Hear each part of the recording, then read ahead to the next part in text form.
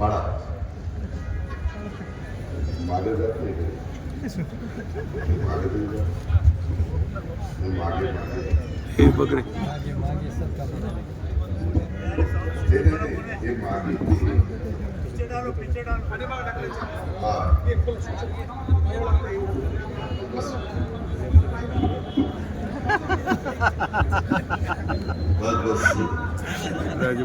बस आपल्या सगळ्यांचे सहकारी या तालुक्याचे लोकप्रिय आमदार विधानसभा मतदारसंघाचे प्रकाशचंद्र सोळंके ज्यांनी आता आपला विचार मांडले ते राष्ट्रवादी काँग्रेस पक्षाचे नेते नवाब मलिक, आपल्या सगळ्यांचे सहकारी राजाभाऊ मुंडे, रमेशराव हडसकर, जिल्हाध्यक्ष राष्ट्रवादीचे राजेश्वर चव्हाण, जयसिंगजी सोळंके, रविकांत राठोड, लक्ष्मणराव शिरसाट, शेषराव भावडे, अर्जुनराव नाईकनवरे, कल्याणराव अबूज, अरुण इनामदार, अजय तिकर, अमोल जगताप, डॉक्टर मयूर सावंत, परमेश्वर तिरके, प्रकाशराव कोकाटे, बाबळी मुंडे, डॉक्टर कपिल शेख, यशवंत गायके, सुंदरराव दरेकर, साहेबराव शिंगारे, विष्णुअण्णा कोमटवा, महादेव तोंडे, सुनील शिंगारे.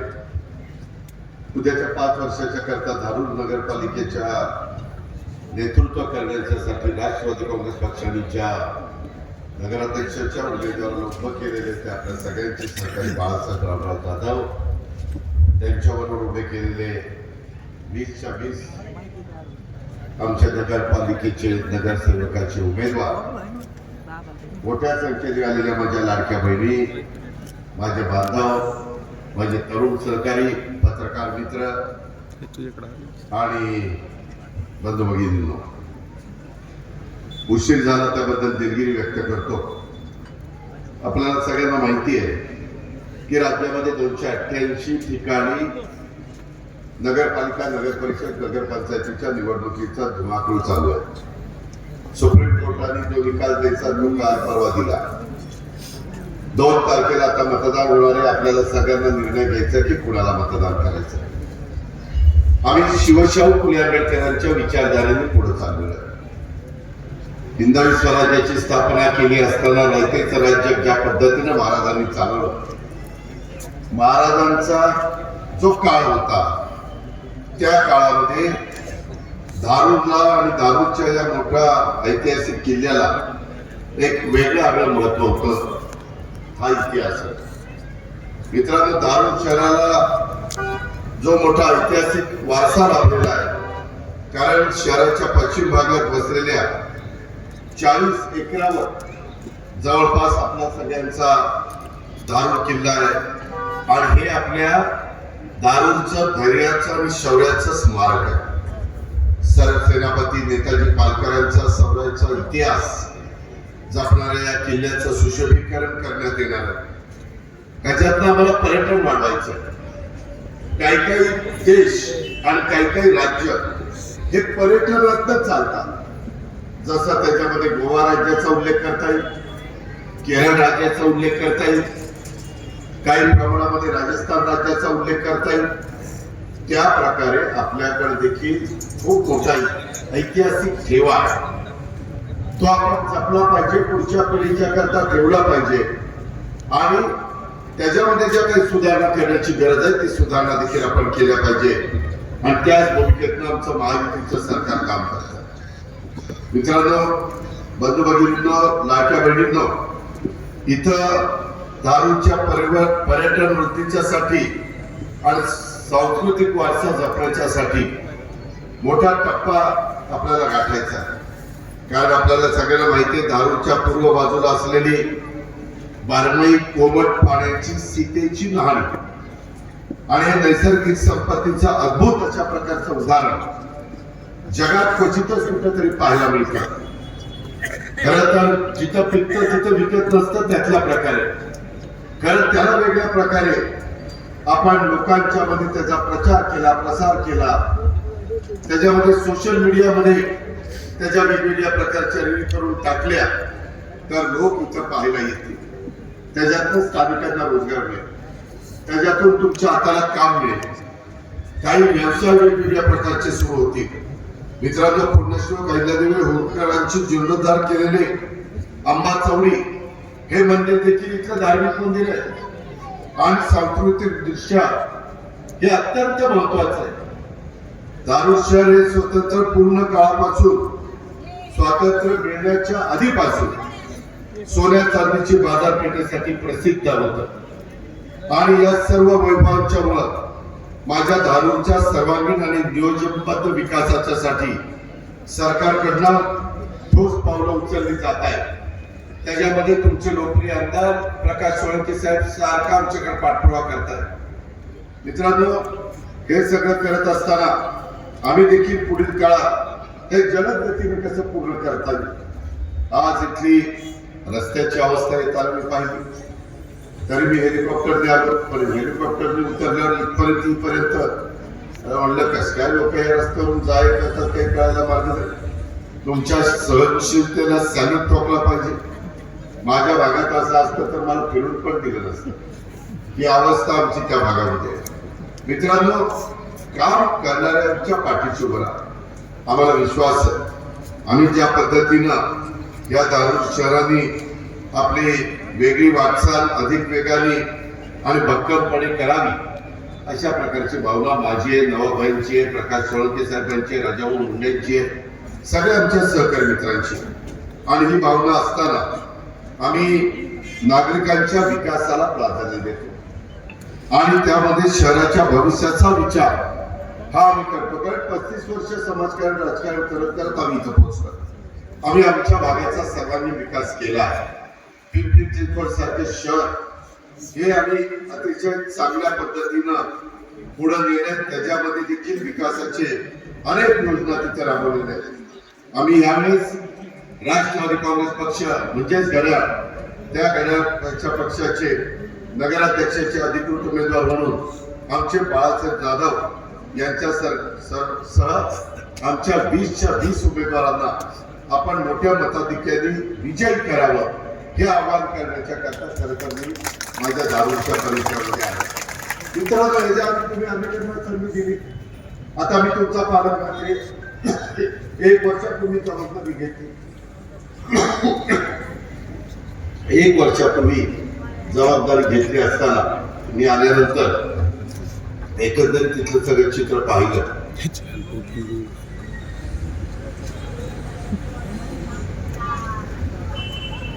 या जिल्ह्यामध्ये खूप काय करण्यासारखं आहे. इथं कष्टकरी समाज आहे. माझ्या महाराष्ट्रामध्ये वेगवेगळ्या भागांमध्ये साखर कारखान्यात जाऊन ऊस तोडण्याचं आणि भाव नेण्याचं काम हे करतात. त्याच्यात त्यांचं कुटुंब चालतं. 6-6 महिने परिवाराला घेऊन ते बाहेर त्या ठिकाणी राहतात आणि त्याच्यामुळे मुलांच्या मुलींच्या शिक्षणावर पण परिणाम होतो. म्हणून आम्ही आता या वर्गाकरता साधारण माझ्या बीड जिल्ह्यामध्ये प्रत्येक तालुक्यामध्ये वसतिगृह करायचा निर्णय घेतला. गोपीनाथ मुंडे साहेबांच्या नावाने जे आपण महामंडळ केले ऊसतोड कामगारांच्या करता, त्याच्यातून काही पैसे ऊस उत्पादक शेतकरी देतात कारखाना आणि काही मी राज्य सरकार टाकतो. त्याच्यामध्ये आपल्याला जरी आई वडील ऊस तोडायला कुठं गेले तरी त्यांच्या मुलांना मुलींना त्या वसतिगृहामध्ये राहून चांगलं शिक्षण घेता यावं ही त्याच्या पाठीमागची कल्पना आहे. ही राजर्षी शाहू महाराजांनी राबवली. त्या काळामध्ये त्यांनी अनेक मोठ्या एक गरीब कुटुंबामध्ये जन्माला आलेले पण कर्तृत्वान अशा प्रकारच्या मुला मुलींना त्यांनी संधी दिली. हा इतिहास आपल्याकडे. आणि म्हणून आता आम्ही उमेदवारी देत असताना आमचे बाळासाहेब जाधव, मला विश्वास आहे की बाळासाहेब जाधव माझ्या दारूड शहराला विकासावरून नेतृत्व देतील आणि त्याच्याकरता आम्ही त्यांना नगराध्यक्ष पदाची उमेदवारी दिलेली आहे. हे एकट्या दुट्याचं काम नाही.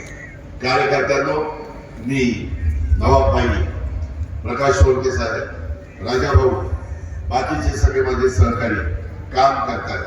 परंतु कार्यकर्त्यांनी पण आपण स्वतः उभारलं.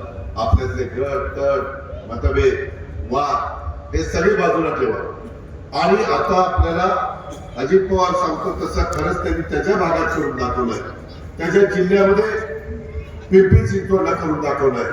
आपल्या धारूरला पण ती करण्याची धमक त्याच्यामध्ये दिसतीये. तो शब्दाचा पक्का आहे. तो अजूनही 4 वर्ष त्यांचं सरकार राज्यामध्ये केंद्रामध्ये एनडीएचं सरकार आहे, त्याच्यामध्ये तो घटक म्हणून काम करतोय, घटक पक्ष म्हणून. अशा प्रकारची आमची ओळख आहे. मी आज पालकमंत्री झाल्यानंतर गेल्या वर्षभरामध्ये मी आलो, इथं पाहायला मिळालं इथं रेल्वे नाही. रेल्वेचं काम 30-35 वर्ष चाललं असेल. 35 वर्ष एक पिढी गेली ना. तुम्ही नोकरीला 25-30व्या वर्षी लागला तर 58व्या वर्षी रिटायर होत आहे. एक पिढी बाजूला जाते. 35 वर्ष तुम्ही थांबला. सगळ्यांनी सांगितलं आम्हाला मत द्या, आमचं बटन दाबा, आम्हाला मुली द्या, आम्ही खासदार झालो की रेल्वे सुरू करतो. झाले रेल्वे सुरू. आता मात्र मी त्याच्यामध्ये माहिती घेतली आणि मला कळलं की यामध्ये निधी दिला पाहिजे, केंद्राकडे पाठपुरावा केला पाहिजे.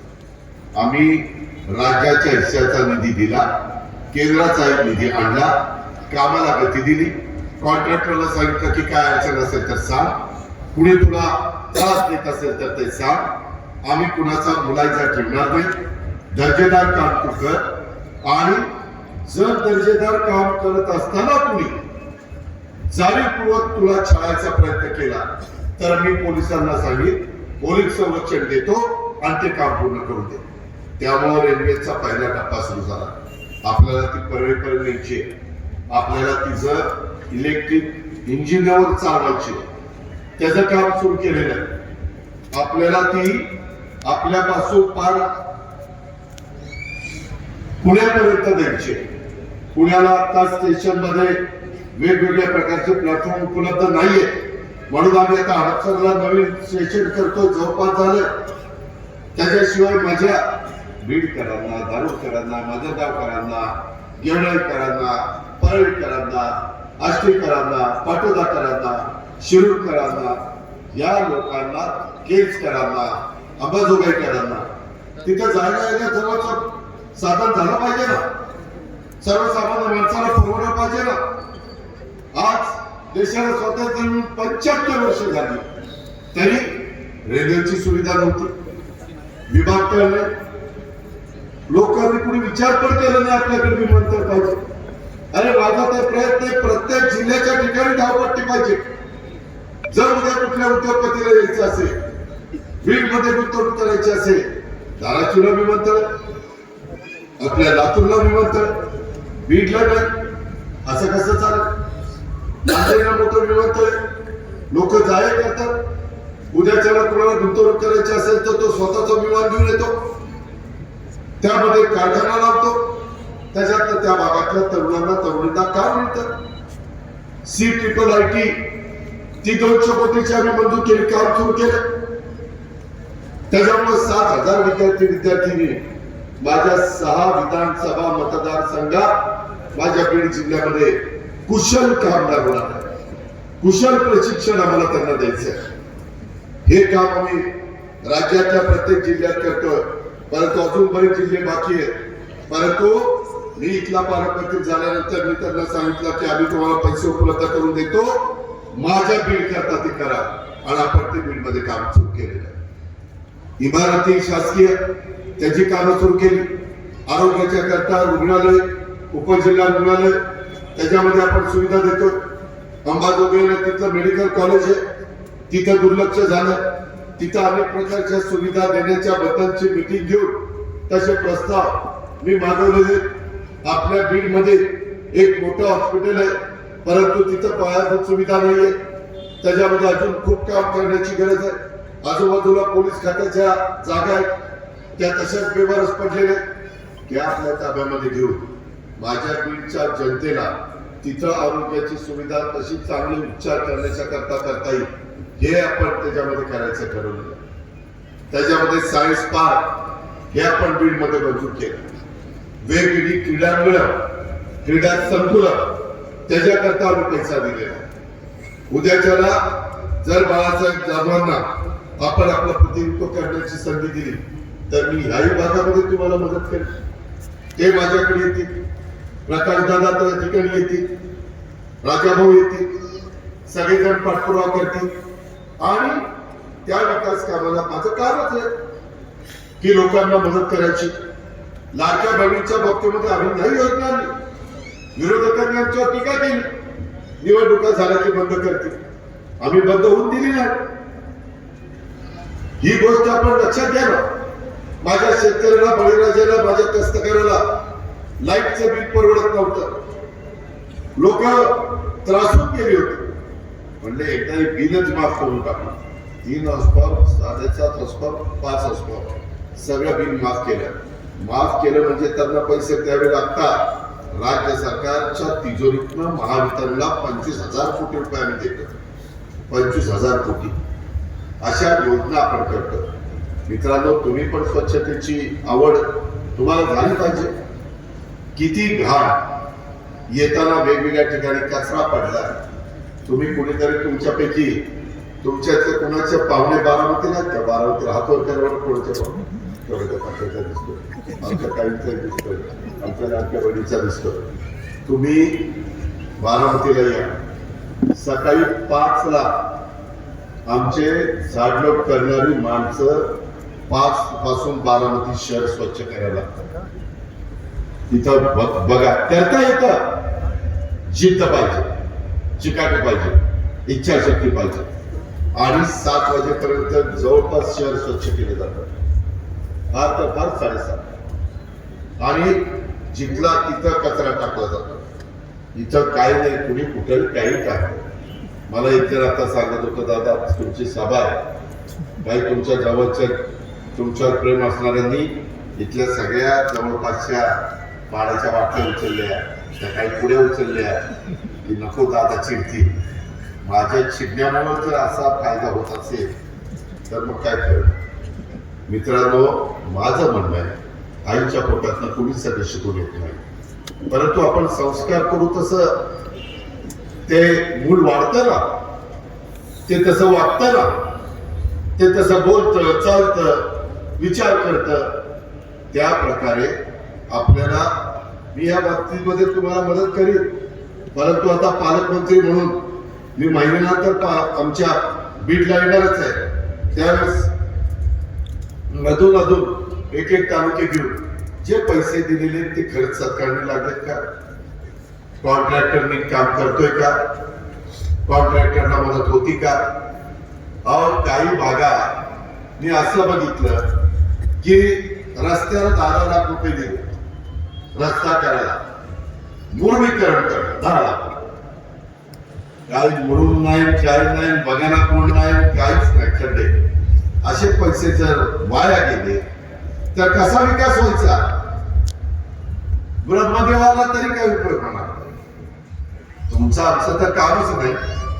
त्यामुळं दारुकरांनो, आम्ही आज तुम्हाला त्या बाबतीमध्ये आमच्या बाळासाहेब जाधवांच्या रूपाने एक चांगला उमेदवार दिलेला आहे. धारूर शहरामध्ये बाळासाहेबांच्या दारूच्या विकासाच्या साठी त्यांचे वडील स्वर्गीय विठ्ठलराव जाधव यांचा देखील राजकीय आणि सामाजिक वारसा हा तुम्हाला लाभलेला आहे. बाळासाहेबांना दारू शहराची तसं बघितलं तर उत्तम जाण आहे, शहराच्या प्रश्नाचा भार आहे, विकासाची त्यांना दृष्टी आहे. दारूच्या सर्वांगीण विकासासाठी कायम कटिबद्ध असलेल्या आमच्या जाधव कुटुंबियांचा सामाजिक राजकीय वारसा आज तितक्याच निश्चयी ते पुढे घेऊन चाललेले पुढे नेता आहे. स्वर्गीय विठ्ठलराव जाधव यांच्या निधनानंतर बाळासाहेब जाधवांनी नगर परिषदेच्या पोटनिवडणुकीमध्ये नगरसेवक म्हणून ते निवडून आले आणि आपल्या राजकीय प्रवासाची सुरुवात त्यांनी त्या पोटनिवडणुकीपासून केली. मित्रांनो, गेली 20 वर्ष ते कृषी, व्यापारी आणि सर्वसामान्यांच्या प्रश्नाच्यासाठी सातत्याने लढा देत आहेत.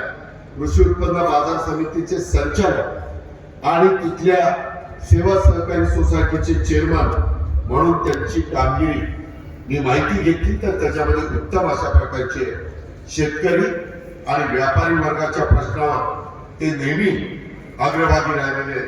त्याच्यामध्ये धारूर शहर आणि परिसराच्या विकासासाठी त्यांचा सातत्याने पाठपुरावा ते करतायत. सामाजिक कार्याचं त्यांचं मुलाचं अशा प्रकारचं योगदान आहे. त्यांच्या कुटुंबातलेच अशोकराव जाधव हे गेले 25 वर्ष ह्या व्यापारी संघटनेचे अध्यक्ष म्हणून कार्यरत आहेत आणि त्यामुळे हा विकासाभिमुख वारसा हा पुढील पिढीपर्यंत जातोय आणि म्हणून